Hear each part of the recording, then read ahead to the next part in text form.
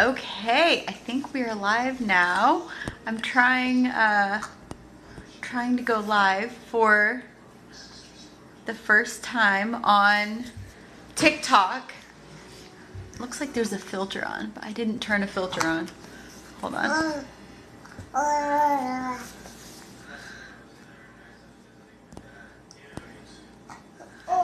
don't know. My face looks different on the TikTok lives. Okay. All right, so I'm gonna jump on and answer questions from last week, and I'm gonna spend 30 minutes on here.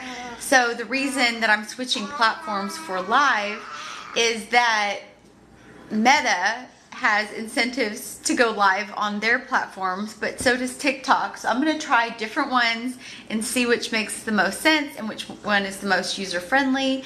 And then I'm gonna share it through all of our platforms so that people can view them on whatever platform they're on.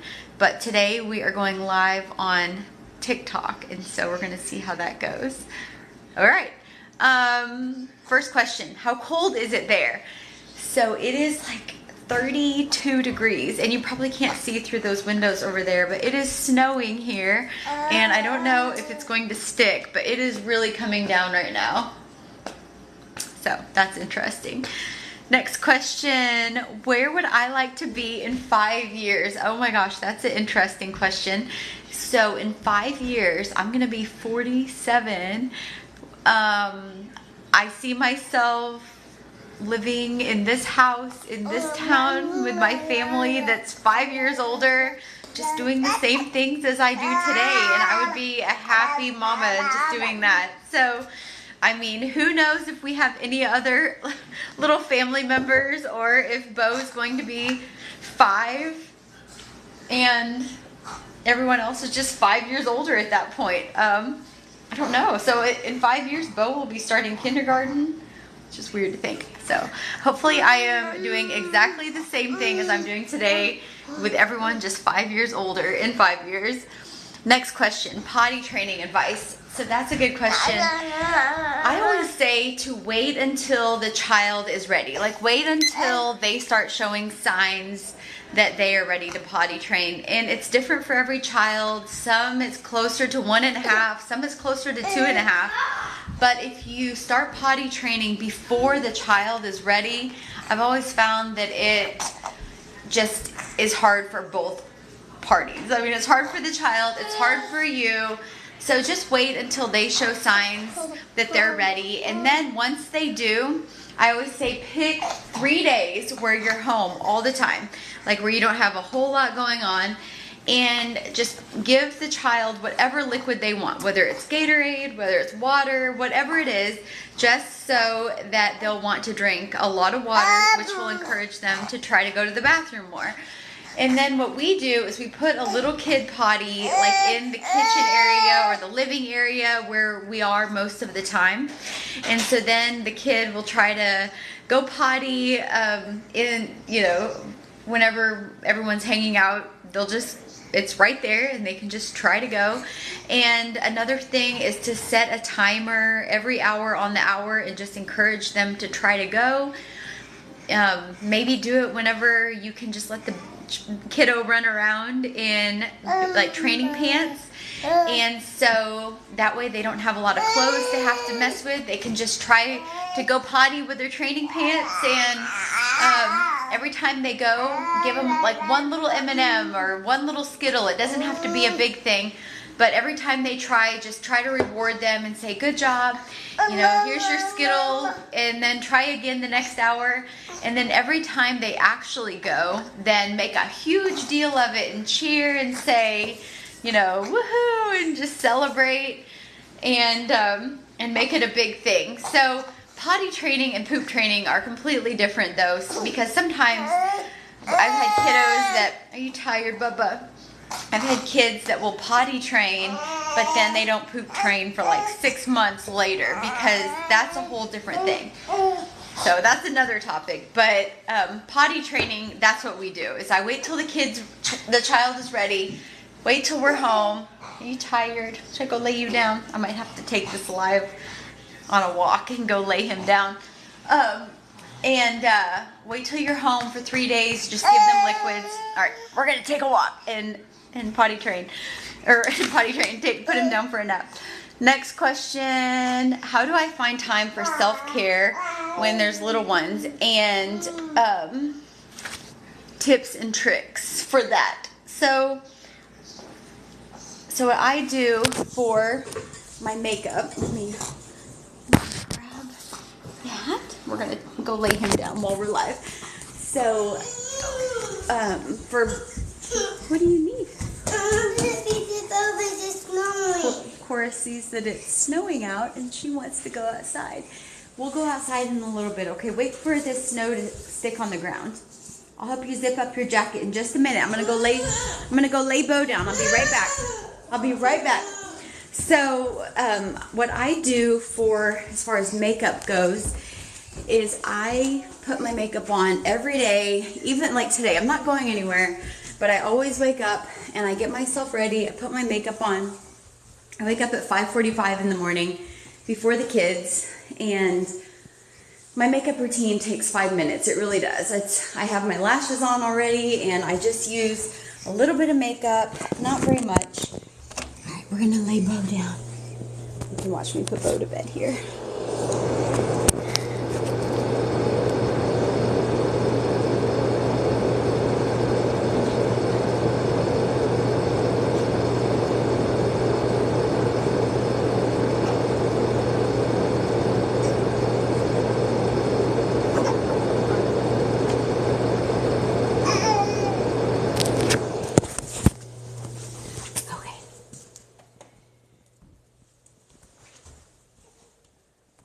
So I wear just a little bit of makeup, and it only takes me 5 minutes, but I found if I don't do my makeup first thing, then it's not going to get done. I'll think I'm going to do it later, and then I just don't. And so I always do my makeup first thing in the morning, and it just kind of starts the day that way. And then in the evenings, if I need to do my nails or put different lashes on, or just whatever, then I always have time after the kids go to bed. They usually are in bed or in their rooms by 8 o'clock, and then that gives me time to have more time for myself if I need to redo my lashes or wash my hair, whatever. So I usually do that kind of stuff in the evenings, but in the mornings I always quickly do my makeup. But even like right now, Bo is asleep. Cora, she's 4. She's pretty independent. She can color or watch a movie or do something, and or play. And I can always have time if I need to wash my hair or do my nails during the day too. So, whenever you have small kids, you just have to kind of be creative to find time to do self-care. You just have to find those pockets of time and use them wisely. So like right now I'm on a live. I could be cleaning, I could be doing a lot of things, but like that is a time where it's like mom time. You can get stuff done. But also like after the kids are in bed, or one of my favorite times is if I just set my alarm and wake up early. Next question: what is the auction site that I buy furniture and things from? So I like to shop, if you're local, Walker Auction is my favorite auction. They're local and they have an auction every Friday at 4:30. Sometimes like it's fun to go, but if you can't go, you can always message them with things that you're interested in and like your max bid. If sometimes I don't usually get furniture this way, but I actually like eBay for other types of things like clothes or shoes. eBay's an auction type of service, but I don't mind getting like actually this vest I got on eBay, so I don't mind getting slightly used clothing on eBay. It's fine. Shower cleaning tips is my next question. I'm trying to think if I have any tips for shower cleaning. I don't do anything special. I have a scrub brush. I like Clorox wipes for just like every week, like weekly, or whenever I see anything needs to be wiped down. I use Clorox wipes all the time, and I know some people don't like those, but I use them all the time. And another trick I do for bathroom cleaning is, in our house we have, how many bathrooms? We have 7 bathrooms. So I'll rotate the bathrooms that I use, and then I clean that bathroom after I use the bathroom. So that way it's not like a chore, it's just which bathroom needs to be cleaned. Okay, I'll go use that bathroom, and then I'll clean the bathroom. And by clean, I don't mean like clean from top to bottom. I just mean like wipe the counters. Sometimes I'll scrub the toilets or wipe down the shower. And that way the bathrooms always stay clean, and it never really feels like a chore. So that's one little tip I do for showers. But if a shower really needs to be cleaned, sometimes I will take a shower in that shower and then clean it while I'm taking a shower. I just like scrub it while I'm taking a shower. Kind of work smarter, not harder kind of mentality there. Have I ever thought about starting a podcast? Not really. No, I really haven't. I've thought about doing other things, like right now I'm toying with the idea of using TikTok and YouTube more than Facebook and Instagram, because they've changed a lot of things on there. I'm still going to be posting to them, but as far as like where I go live and like subscription type things, I might do more with those platforms. At one point I did my blog more than I do now. So I mean, I'm always evolving, but I've never really thought of a podcast. I think that would require a lot more like structure and it would almost feel like a thing that I had to do every week on time, or like oops. That was funny. Cora threw something and it stuck on. Don't do that again, it might leave a mark. She threw a big blob of, whoop, careful, and it stuck to the ceiling. That was funny. Cora, do you want to come say hi? No? Okay. So I don't know, but no on the podcast for now. Next question is one I get every week. Do we want more kids? I always answer it the same way. We're happy with 9 kids. If we had 10, yeah, that would be fine. It's in here. Oh, cool. My treasures. Your treasures. I like that. Can you say hi? Come here. And if we had 10, that would be fine. So who knows? I don't know. We'll see. We'll see. Maybe that's in my 5-year plan. I don't know. I'll probably have a newborn. I'll be 47. Just kidding. Next question. What is my workout routine? So I don't work out like at a gym or with a video. I really just am busy all day. Like right now I'm sitting down for this live and I've already thought of like 10 things that I want to do whenever I get done here. Like, I need to vacuum upstairs and I need to clean a few bathrooms and do some bedding and laundry and make some beds. And so I am go all the time, but it doesn't feel like like a chore or something I have to do. Like I love this and I want to do these things, and maintaining my home and just doing projects gives me a lot of energy and it like excites me.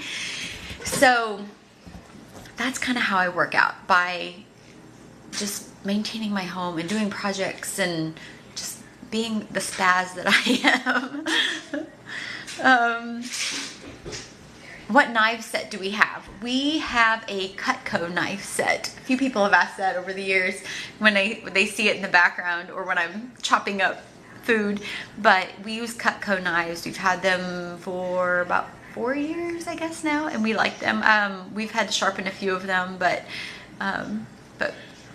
yeah, Cutco, that's our knife set. They have a really great pizza cutter, ice cream scoop, and a cheese cutter that we also like to use. Let's see, next question. How did we choose our kids' names? So we have 9 kids, and all of them, I'm trying to think, yes, all of them except a few have family names. And so The first few were easy. I mean, the first few are those ones that you know that that's what we're gonna name a boy, that's what we're gonna name a girl. And then, so we have, you know, Jenna Marie, Samuel Lucas. Those two are named after my husband and I, with my middle name, and then his first name. And then we have William Tufts. We call him Liam, and Tufts is a family name. We have Evelyn Elizabeth. That's a family name. And then Inga Rose. Inga, so her full name is Ingrid, but we call her Inga. And Inga was my great-grandmother, and so that is a family name. And then Benjamin Matthew is a family name. Rosalind Kay. Kay is my mom's middle name, and so Rosie got that name. Coraline Bell is a name that we just loved, and it's not necessarily a family name, but we do have a few Bells in our family. Oh, here's Cora Bell. Here's my Cora Bell. And so Cora is a family name as far as Bell, but it's like way back in our ancestry. It's not like It's snowing. It is snowing. It's not like a family name that is in our immediate family, but we do have a few Bells in our distant ancestry. And then Bo Wagner is a family name. Wagner is my maiden name, and so that's how we got that name. So we just kind of think of names and try to incorporate either biblical or family names. And I have a list on my phone. It's a notepad, and it has it's labeled baby names, and there are like 50 or more names on them, and they're names that I think of or that I see, and I'm like, oh, I love that name, and I just add it to our list. And it's been an ongoing list for, oh, careful, that's sticky. It's been an ongoing list for like 15 years, so it's fun. But if we were to have another baby, I have no clue what we would name the baby, so we always have to go back to the drawing board. Yes, so anyway, that's how we name babies. And next question, how does our van drive in the snow, and what do I use in bad weather? So we drive a 15-passenger Ford Transit van. It's a 15-passenger. It's got a mid-roof. We love our van, but it is not good in the snow at all. That van likes it when it is like dry pavement, no weather on it at all. Even with the best of tires, that van does not do well in snow. So in the winter, I just try to not go anywhere, but if I have to go somewhere, I will use another vehicle. We have several vehicles that have... on my new tablet. Oh, you gotta be careful. We have several trucks that have four-wheel drive, or I'll ride in with my husband if I have to go into town. But the van definitely does not drive well in the snow, but it's great in the spring and summer when it's nice and dry pavement. Let's see, family trips for the summer. Somebody asked, what do we have planned? So we just recently booked a trip to one of the Great Lakes for the summer, and we're gonna go to Lake Michigan, and that will be really fun because we usually go to Florida in the summer, and we love those vacations. We love the water, we love the sand, we love sunshine, everything, and we decided to switch it up a little bit this year and go north. So it will be a little bit cooler. We still are going to have sand. We're still going to have waves, but it's going to be on a Great Lake instead of the ocean. So we're excited about that, and I need to start planning that. But we booked the place, and that's where we're going to go this summer. We'll probably do a few other little trips, but that's going to be our main one. Next question. I love hearing Inga sing. Please let her sing more. Okay. Yeah, Inga has a beautiful voice, and she loves to perform. She loves to sing, so we can do that. Next question. Do we have a generator for winter? Yes. We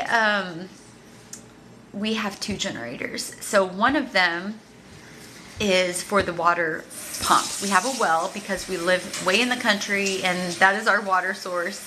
There are many benefits of having a well, and we love that. But whenever the power goes out, our well pump will also go out. So we have a generator just for the well pump, and that way we can have water. We can, you know, we have a gas stove, and so I can, you know, make coffee. I can make soup. We can still flush toilets. We can still bathe. Yeah. So having water is a game changer if the power does go out. And then we have another generator that I think will power a little bit of our house. It's not a whole house generator. Our house is very big, and to have a generator for the whole house would be crazy. So, but I think the generator that we have will keep a few, like it'll keep the fridge on, it'll keep, you know, a few outlets on, and we'll be fine because we have a gas fireplace, we have a wood fireplace. So, and just hope that the power doesn't go out for more than a little bit. But last year it went out, I think, for 2 or 3 days, and we didn't have water, we didn't have electricity, and it felt like 10 days. It felt like a long, long time. So, let's see. When do I think Bo will walk? I bet Bo is going to walk in the next probably, I don't know, 2 weeks or so. He's 9 months old, 9.5 months old, and he is a busy, busy baby. He's crawling everywhere, pulling up, he's standing. I bet he's going to walk right around 10 months is my guess. Oh, let's see. What is the longest we've ever been away from our kids and away from Bo? So probably a few years ago, we went on a work trip. I think we were in Chicago for 4 days. It might have been 5, and that would have been our longest. But we usually don't leave the kids.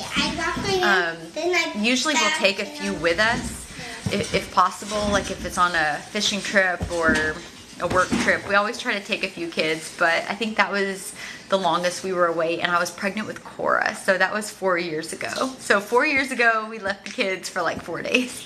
And as far as leaving Bo, I think I've drove into town and left him for like maybe an hour. I mean, I don't leave him very much yet, but all right, let's see. How many calories are in those protein balls that I make? Probably, I don't really know exact, but I would say probably 100 or so, maybe a little more, because there's peanut butter, honey. What they're talking about is these oat balls that I make. I call them like energy balls. They're like oats, honey, peanut butter. You can add flaxseed. What else is in there? I think that's it. You can add protein powder if you want, but you just mix them all together, shape them in balls, put them in the fridge, and they're good. We call them energy balls. The kids all love them, and they're a good little snack. But I would say probably 100 calories or so at each one. Do I ever just relax? Somebody said, your home is amazing, but I feel like you are always redoing a room. I do relax, and usually that is when... Then it don't get sticky. Good, that's so smart. You're so smart. So I do relax. It's usually when I am not on our page. So I'm on my page a lot in the morning and the afternoon, but then once the kids come home, Lucas comes home, I try to turn it off a little bit, and usually around 6 o'clock I'm done. So I sit down. I don't do projects when my whole family is home in the evenings, and then the kids are in bed by like 8 o'clock, and usually I just sit and veg, and I read, or I scroll on Facebook or Instagram or TikTok, and I will, or I'll do a devotional, or I'll visit with my husband, we'll watch movies. So yes, I definitely do veg, but on here, you don't see me vegging because I am always doing projects on here. But whenever I'm not on here, I definitely am sitting down. So there's a good balance. Are my walls textured, and does the wallpaper stick because of that? So I usually do wallpaper paste whenever I wallpaper in our home. And yes, our walls are textured. They have, it's called light orange peel. And turn it up, Cora. It's too loud. That's enough. She's playing in water. So it's called light orange peel. And the wallpaper, thank you, the wallpaper does stick with paste. So if I do peel and stick like I did in Sam's room the other day, just to see if he likes it, because I wasn't sure if he was gonna like the wallpaper or not, so I put it up there thinking if he doesn't like it, we'll just pull it off. And it does stick, but I can definitely tell that it wouldn't take much to pull it off of the wall either. Go get a towel, please. So Cora's playing in water because she knows I'm on here. She's such a stinker. Cora, go get a towel. You're getting water all over the counter. Go get a towel. Because you're going to get it all over your stuff. She's such a stinker. Hold on. Okay. That's sticky. That's mess. Hold on. I know. That's mess. Okay. Let's clean up the water mess real quick. There you go. Thank you. So, anyway, if you have textured walls and you want a wallpaper, then I would use wallpaper paste because it does stick. But the peel and stick will stick, but it wants to come down with just a little pull. So that's the key there. How do I move around all the furniture up and down the stairs? It depends on what it is. The other day we moved couches around and I recruited my boys. They are ages 12 and 14. He's 14 now. And they're very strong and they're able to carry the couches, believe it or not. I helped a little bit. My father-in-law helps, my husband can help. But if they're all busy, then my boys can do it. They're a good team.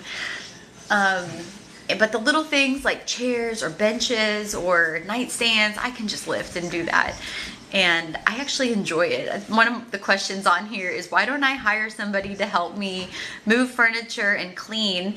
And I like genuinely love doing that stuff. I really do. I love cleaning my home. I love moving furniture. I love rearranging, and sometimes while I'm rearranging I think of other ideas that I didn't think of until I moved that furniture. So if I were to hire somebody, I feel like I would kind of miss out on that creative time of thinking of ideas while I'm cleaning or while I'm rearranging. So yeah, I could hire somebody. I did a post about this a few years ago. Like, I could hire somebody for so many things. Like, I could hire somebody to watch my kids, to do our yard work, to do our groundwork around the house, or to, everything. But there's like joy in that too, if you see it as such. Like, if you see being around your kids is something that you want to do and that gives you joy,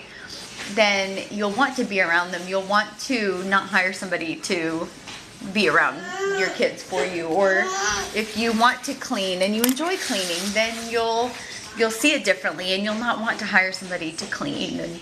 And yeah, it does take time, but I feel like if you do a little bit every day and you work smarter, not harder, like I was talking about, like clean the shower while you're in the shower, or clean the bathroom while you're in the bathroom, or wake up a little bit earlier and vacuum, or vacuum different areas different days, or I could go on and on. But if you can do all these things on your own without hiring somebody, and it will actually give you energy and make it so that you kind of, like, I was sweating this morning cleaning. I'm like, that was my workout. So it's like a win-win. You clean your house and you work out and you're happy. So it's like a win-win-win. Okay, next question. Does Cora go for speech? No, she doesn't go for speech. But so Cora just turned 4, and it is true that there are some words that are hard to understand with Cora, but